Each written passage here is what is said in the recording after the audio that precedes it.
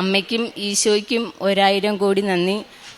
എൻ്റെ കുടുംബത്തിനും അമ്മയുടെ പ്രത്യക്ഷണത്തിന് സാക്ഷിയായി ഉയർത്തിയതിന് 1000 കോടി നന്ദി. അമ്മ ജീവനോടെ പ്രത്യക്ഷപ്പെട്ട ഈ ആൾത്താരയിൽ നിന്ന് സാക്ഷ്യം പറയാൻ ഒരു ഭാഗ്യം കിട്ടിയതിൽ എനിക്കും എൻ്റെ കുടുംബത്തിനും 1000 കോടി നന്ദി. എൻ്റെ പേര് സിന്ധു. ഞാൻ കൊട്ടാരക്കരയിൽ നിന്ന് വരുന്നു. എൻ്റെ മോൻ അഭിനന്ദ്, മോള് തീർത്ത. എൻ്റെ മോടെ ഒരു രോഗസൗഖ്യം പറയാനാ പറയുന്നു. എൻ്റെ മോക്ക് 10ാം ക്ലാസ് മുതൽ 10 വയസ്സ് തൊട്ട് എൻ്റെ മോക്ക് ശ്വാസം മുട്ടലിനും ആസ്മയുടെ അസുഖമായിരുന്നു. ഇപ്പം 3-3.5 കൊല്ലം കൊണ്ട് മരുന്നുകൾ കഴിച്ച് ഇഷ്ടംപോലെ ഹോസ്പിറ്റലിലും എല്ലാം മരുന്ന് മേടിച്ച് ഒത്തിരി 2-3 ആഴ്ചയാകുമ്പം സുഖമാവും. പിന്നെയും വയ്യ, ശ്വാസം മുട്ടൽ. അങ്ങനെ 2 നേരം ഇൻഹീലറും അടിച്ച് ഗുളികയും കഴിച്ച് നടക്കുക. ഡോക്ടർമാർ ഒത്തിരി എടുത്ത് കാണിച്ചപ്പം ഡോക്ടർമാർ പറഞ്ഞു ഇത് സ്ഥിരം ഉപയോഗിക്കണം, അല്ലെങ്കിൽ ഇത് മാറത്തില്ല. അങ്ങനെ മോക്ക് ഭയങ്കര അസ്വസ്ഥക്കേടായിരുന്നു. ഒന്നും കഴിക്കാൻ, തണുത്ത സാധനങ്ങളൊന്നും കഴിക്കാൻ പറ്റത്തില്ല, തണുത്ത വെള്ളത്തിലൊന്നും കുളിക്കാൻ പറ്റത്തില്ല. അങ്ങനെ ഭയങ്കര ബുദ്ധിമുട്ടായിരുന്നു. അങ്ങനെ ഞാനിവിടെ വന്ന് യൂട്യൂബ് വഴിയാണ് ഞാൻ ആദ്യമേ കൃപാസന മാതാവിൻ്റേത് അറിഞ്ഞത്. അങ്ങനെ ഞാനിവിടെ വന്ന് ഉടമ്പടി എടുത്ത് ഒരാഴ്ച കഴിഞ്ഞപ്പോൾ എൻ്റെ മോള് ഗുളിക എഴുപ്പും ഇൻഹീലറുടെ എല്ലാം നിർത്തി. അങ്ങനെ മോക്ക് പകുതി സുഖമായി. പിന്നെ ഇവിടെ വന്ന് അച്ഛനെ കണ്ട് അച്ഛൻ്റെ കൈവയ്പ്പ് ശുശ്രൂഷയിൽ എൻ്റെ മോക്ക് പൂർണ്ണ സൗഖ്യം കിട്ടി. ഇപ്പം ഒരു 5 മാസം കൊണ്ട് ഇൻഹീലറും ഉപയോഗിക്കുന്നില്ല, ഗുളികയും കഴിക്കുന്നില്ല. മോക്ക് എല്ലാ ആഹാരങ്ങളും തണുത്തതും എല്ലാം കഴിക്കാം, തണുത്ത വെള്ളത്തിൽ കുളിക്കാം, ഒരു കുഴപ്പമില്ല. മറ്റേത് പൊടിയെല്ലാം അടിച്ച ഭയങ്കര തുമ്മലും ഭയങ്കര ഇതക്കേടുമായിരുന്നു. ഒരു ജോലിയൊന്നും ചെയ്യാൻ പറ്റത്തില്ലായിരുന്നു. അങ്ങനെ എൻ്റെ മോക്കിപ്പം പൂർണ്ണ സൗഖ്യം അമ്മയുടെയും ഈശോയുടെയും കൃപയാൽ പൂർണ്ണ സൗഖ്യം കിട്ടി. അങ്ങനെ അമ്മയ്ക്കും ഈശോയ്ക്കും 1000 കോടി നന്ദി. പിന്നെ എനിക്ക് സുഖമില്ലായിരുന്നു. എനിക്ക് യൂട്രസ് സംബന്ധമായ അസുഖമായിരുന്നു. അന്നേരം ഭയങ്കര വയറ്റുവേദനയൊക്കെ. അങ്ങനെ ഹോസ്പിറ്റലിൽ ചെന്നപ്പം പറഞ്ഞു യൂട്രസ് എടുത്ത് മാറ്റണമെന്ന് പറഞ്ഞു, അല്ലാതെ വേറെ ഓപ്ഷനൊന്നും ഇല്ലെന്ന് പറഞ്ഞു. അങ്ങനെ ഞാനിവിടെ വന്ന് ആദ്യം ഓൺലൈൻ ഉടമ്പടി എടുത്ത്, അന്നേരം 2 ആഴ്ച കഴിഞ്ഞിട്ട് ഞാൻ പോയി സ്കാൻ ചെയ്ത്, അന്നേരം ആ മുഴ കുറേ ചുരുങ്ങിയെന്ന് പറഞ്ഞു. പിന്നെ ഇവിടെ തീർത്ഥാടന ഉടമ്പടി എടുത്ത് പിന്നെ സെപ്റ്റംബർ 10-ാം തീയതി വന്ന് തീർത്ഥാടന ഉടമ്പടി എടുത്ത് അങ്ങനെ അച്ഛനെ കണ്ട് ഞങ്ങൾ കൈവയ്പ്പ് ശുശ്രൂഷ നടത്തി. അങ്ങനെ പിന്നെ അത് ഗുളിക കഴിച്ച് പിന്നെയും 1-2 ആഴ്ച ഗുളിക കഴിച്ച് കഴിഞ്ഞിട്ട് ഡോക്ടറെ അടുത്ത് ചെന്നപ്പം ഡോക്ടർ പറഞ്ഞു ഇനിയും ഗുളിക കണ്ടിന്യൂ ചെയ്യാൻ പറഞ്ഞു. അന്നേരം ഞാൻ പറഞ്ഞു ഡോക്ടറെ വേണ്ട, ഇനി ഗുളിക കഴിക്കുന്നില്ല, ഡോക്ടർ ഒന്നും കൂടി സ്കാൻ ചെയ്ത് നോക്കാൻ പറഞ്ഞു. അന്നേരം ഒന്നുകൂടി സ്കാൻ ചെയ്തപ്പം എൻ്റെ ആ യൂട്രസിലെ മുഴ മൊത്തം ചുരുങ്ങിപ്പോയി, ഒന്നുമില്ലെന്ന് പറഞ്ഞു. എടുത്ത് മാറ്റാനേ ഒക്കത്തോളെന്ന് പറഞ്ഞതാ. വേറെ ഒന്നും മരുന്ന് ഗുളിക 3 മാസം ഹോർമോണിൻ്റെ ഗുളികയൊന്നും കഴിച്ചിട്ട് കുറവില്ലായിരുന്നു. അന്നേരം എടുത്ത് മാറ്റാനേ ഒക്കത്തോളെന്ന് പറഞ്ഞതാ. അങ്ങനെ അതോടുകൂടി അമ്മയുടെ ഈശോയുടെ അനുഗ്രഹത്താൽ എനിക്ക് ആ അസുഖം സൗഖ്യം പ്രാപിച്ചു. പിന്നെ എൻ്റെ ഹസ്ബൻഡിന് മുടി പൊഴിയുമായിരുന്നു. അത് എന്തുകൊണ്ടാണെന്ന് അറിയത്തില്ല. ഞങ്ങൾ ഡോക്ടർമാരെയൊന്നും കാണിക്കാനൊന്നും പോയൊന്നുമില്ല. ബാക്ക് വശത്ത് മുടി മൊത്തം പൊഴിയുമായിരുന്നു. അങ്ങനെ രാവിലെയും പിന്നെ സന്ധ്യപ്രാർത്ഥന സമയത്തും എല്ലാം ഞാൻ ഉടമ്പടി തൈലം വിശ്വാസ പ്രമാണം ചൊല്ലി ഹസ്ബൻഡിൻ്റെ മുടിയിൽ പുരട്ടിയും ചെയ്തതിൻ്റെ ഫലമായി മുടിയെല്ലാം നല്ലവണ്ണമൊക്കെ വളർന്നു. പിന്നെ ഞങ്ങൾ പിന്നെ ബൈബിളൊക്കെ കുറേയൊക്കെ നല്ലവണ്ണക്ക് അറിയാം, വായിക്കാൻ. ഞാൻ മനസ്സ് വിഷമിച്ച് ഓരോ ഇതെടുക്കുമ്പം എൻ്റെ മനസ്സിലുള്ള വചനം തന്നെ എനിക്ക് കിട്ടുന്നത്. പിന്നെ കാരുണ്യ പ്രവൃത്തി ഞാൻ പിന്നെ ഹോസ്പിറ്റലിലും ഗവൺമെൻറ് ഹോസ്പിറ്റലെല്ലാം പിന്നെ പൊതിച്ചോറ് കൊടുക്കും. പിന്നെ ബസ് സ്റ്റോപ്പിൽ കൊടുക്കും. പിന്നെ പ്രേക്ഷിക പ്രവർത്തനങ്ങൾ ഹോസ്പിറ്റലും പത്രങ്ങൾ കൊടുക്കും.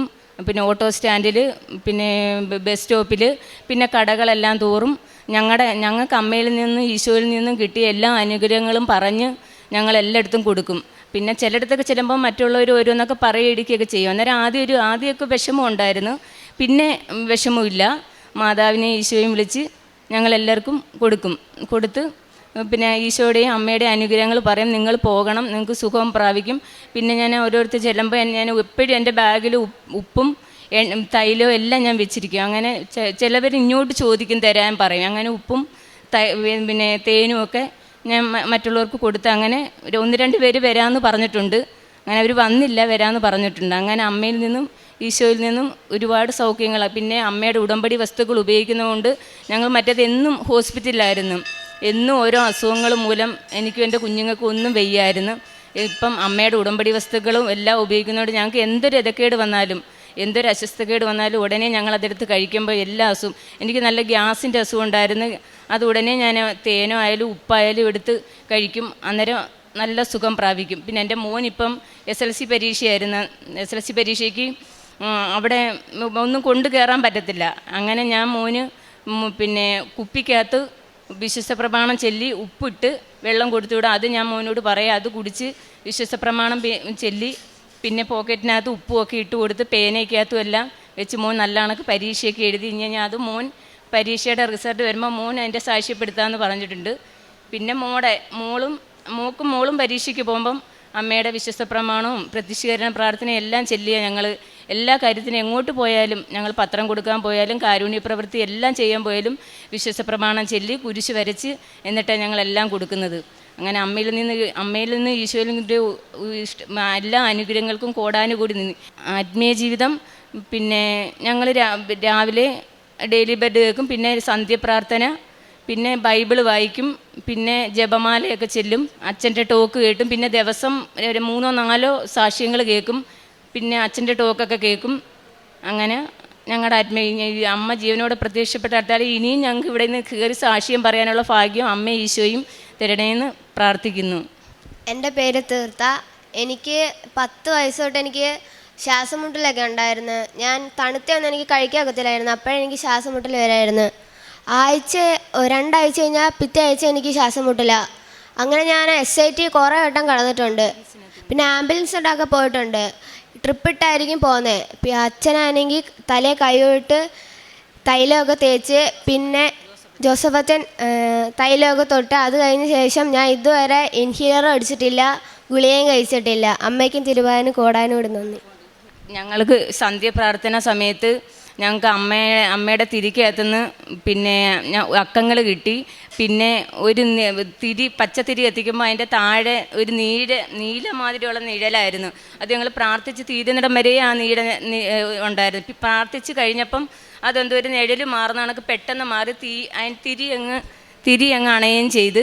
പിന്നെ എന്നും ഞങ്ങൾക്ക് മിക്കവാറും ഈ മാർച്ച് തൊട്ട് ഇങ്ങോട്ട് എല്ലാ ദിവസങ്ങളിലും 1-2 ദിവസങ്ങളേ ഉള്ളൂ കിട്ടാത്ത. എന്നും റോസാപ്പൂ, പിന്നെ റോസാപ്പൂവിൻ്റെ മുട്ട്, പിന്നെ ഹൃദയം എല്ലാം ഇങ്ങോട്ട് എല്ലാ ദിവസങ്ങളിലും മെനഞ്ഞാന്ന് വരെയും കിട്ടിക്കൊണ്ടിരിക്കുക. ഇപ്പം ഈ മാസം മൊത്തവും മാർച്ച് മാസം മൊത്തം ഞങ്ങൾക്ക് അമ്മയുടെ തിരിക്കുന്ന എന്നും ഞങ്ങൾ സന്ധ്യപ്രാർത്ഥന ചെല്ലുമ്പോൾ ഓരോ അടയാളങ്ങളാണ് ഞങ്ങൾക്ക് കിട്ടുന്നത്.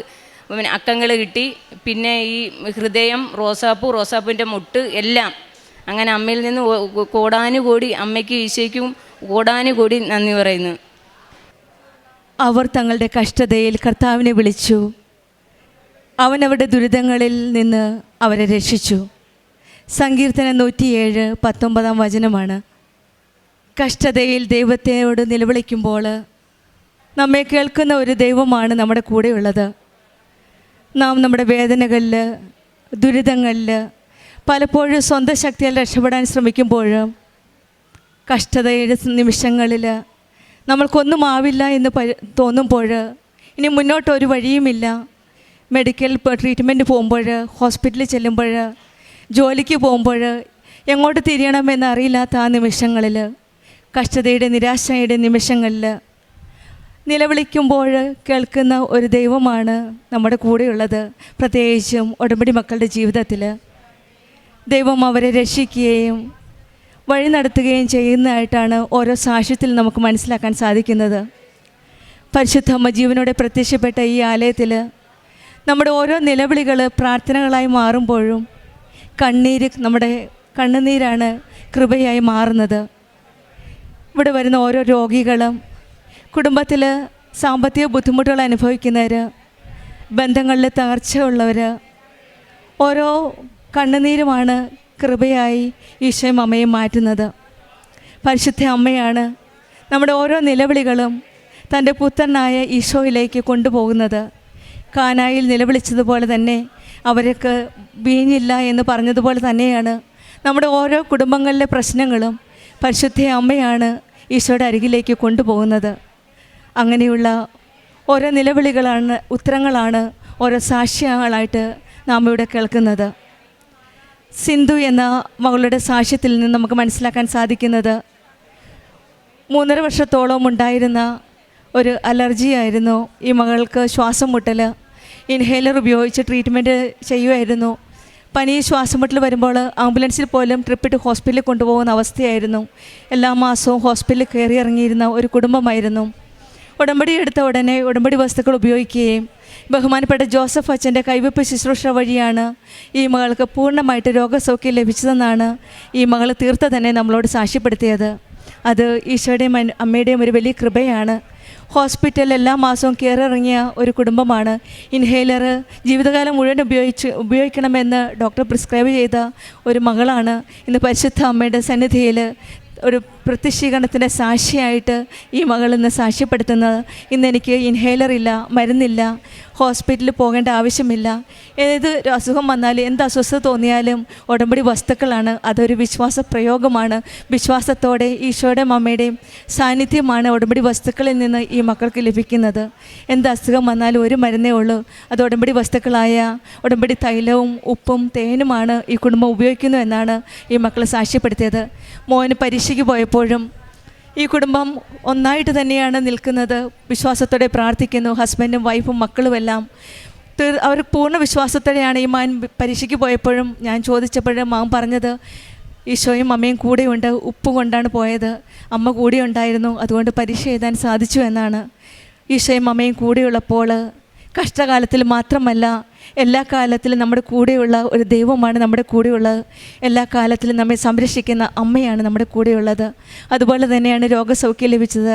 യൂട്രസിലുണ്ടായിരുന്ന ഒരു മുഴ, അത് ഓപ്പറേഷൻ ചെയ്യണമെന്നാണ്, സർജറി ഇല്ലാതെ പറ്റില്ല എന്നാണ് ഡോക്ടർ പ്രിസ്ക്രൈബ് ചെയ്തത്.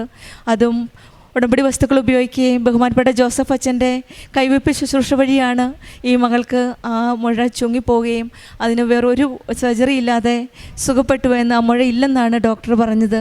അതും പരിശുദ്ധ അമ്മയുടെ ഈശോയുടെ ഒരു വലിയ കൃപയായിട്ടാണ് ഈ മക്കൾ സാക്ഷ്യപ്പെടുത്തുന്നത്. അതുപോലെ തന്നെയാണ് ഹസ്ബൻഡിൻ്റെ മുടി പോയിരുന്നു, അതും ഉടമ്പടി തൈലം ഉപയോഗിച്ച് അവിടെ ആ ചെറിയ വിശ്വാസത്തോടെ ഉടമ്പടി തൈലം ഉപയോഗിച്ചതിൻ്റെ ഫലമായിട്ട് അതും ആ മകനും ഒരു വിശ്വാസത്തിലേക്ക് വരുവാനുള്ള ഉടമ്പടി എടുക്കുവാനുള്ള ഒരു പ്രചോദനമായിട്ട്, ഒരു അടയാളമായിട്ടാണ് ഈശോയും അമ്മയും കൊടുത്തത്. അങ്ങനെയാണ് ഈ കുടുംബം മുഴുവനും വിശ്വാസത്തോടെ ഉടമ്പടി ജീവിതം നയിക്കുകയാണ്. ഉടമ്പടിയിൽ ചേർന്ന് പോകുമ്പോഴത്തേന് ദൈവത്തിൻ്റെ സാന്നിധ്യം ഓരോ ദിവസവും ഈ മക്കൾക്ക് അനുഭവപ്പെടുന്നത് തിരിയിൽ നിന്നാണ്. ഓരോ ദിവസത്തെ മെഴുകുതിരിയിൽ നോക്കുമ്പോൾ പരിശുദ്ധ അമ്മയുടെ സിമ്പലും ഹാർട്ടും ഫ്ലവറും ഒക്കെ ആയിട്ട്, മുല്ലപ്പൂവും റോസപ്പൂവും ഒക്കെ ആയിട്ട് വരുന്നത് പരിശുദ്ധ അമ്മ നമ്മുടെ കൂടെ ഉണ്ടെന്നുള്ളൊരു സാന്നിധ്യമാണ് ഈ മക്കൾക്ക് ഇന്ന് ലഭിക്കുന്നത്. എത്രയോ ഫോട്ടോകളാണ് അവരുടെ മൊബൈലുള്ളത്, അതെല്ലാം ഈശോയും അമ്മയും ഇവരുടെ കൂടെ ഉണ്ടെന്നുള്ള ഒരു സാന്നിധ്യമാണ്. വിശ്വാസപ്രയോഗം, എന്ത് രോഗമായാലും ഉടമ്പടി വസ്തുക്കൾ, ഇതെല്ലാം കൊണ്ടാണ് ഈ മക്കൾ മറ്റു മക്കളിൽ നിന്ന് വ്യത്യസ്തരാക്കുന്നത്. ഉടമ്പടി ചെയ്യുന്ന മക്കളുടെ ജീവിതത്തിൽ ഈശോയും അമ്മയും കൂടെ ഉണ്ടെന്നുള്ളതാണ് ഇവരെ മറ്റുള്ളവരിൽ നിന്ന് വ്യത്യസ്തമാക്കുന്നത്. എന്തു വന്നാലും, കഷ്ടതയിലാണേലും ദുഃഖമാണേലും സന്തോഷമായാലും ഈശോയും അമ്മയും കൂടെ ഉണ്ടെന്നുള്ള വിശ്വാസം നമ്മുടെ ജീവിതത്തിലും കഷ്ടതയിൽ നിലവിളിക്കുമ്പോൾ വിശ്വാസത്തോടെ കേൾക്കുന്ന ഒരു ദൈവമുണ്ട്, നമ്മുടെ കൂടെയുണ്ടെന്ന് നമുക്ക് ഉറപ്പാക്കാം. അവഗണിക്കാത്ത ഒരു ദൈവമാണ് നമ്മുടെ കൂടെയുള്ളത്. വിശ്വാസത്തോടെ നമുക്ക് നമ്മുടെ ഉടമ്പടി ജീവിതം കൂടുതൽ വിശ്വസ്തയോടെ മുന്നോട്ട് നയിക്കാം. സിന്ധുവിനും കുടുംബത്തിനും ലഭിച്ച എല്ലാ അനുഗ്രഹങ്ങൾക്കും നമ്മൾക്ക് കരങ്ങളടിച്ച് ദൈവത്തെ മഹത്വപ്പെടുത്താം. യേശുവേ നന്ദി, യേശുവേ സ്തുതി, ആവേ മരിയ. അത്യപൂർവ ദൈവാനുഭവങ്ങൾ ഇനി നിങ്ങൾക്കും സ്വന്തം. ഈ യൂട്യൂബ് ചാനൽ ഇതുവരെ സബ്സ്ക്രൈബ് ചെയ്തിട്ടില്ലെങ്കിൽ ഇപ്പോൾ തന്നെ സബ്സ്ക്രൈബ് ചെയ്യുക. ഈ വീഡിയോ ഇപ്പോൾ തന്നെ നിങ്ങളുടെ സുഹൃത്തുക്കൾക്ക് ഷെയർ ചെയ്തുകൊണ്ട് കർത്താവിൻ്റെ പ്രേക്ഷിതരാകുക.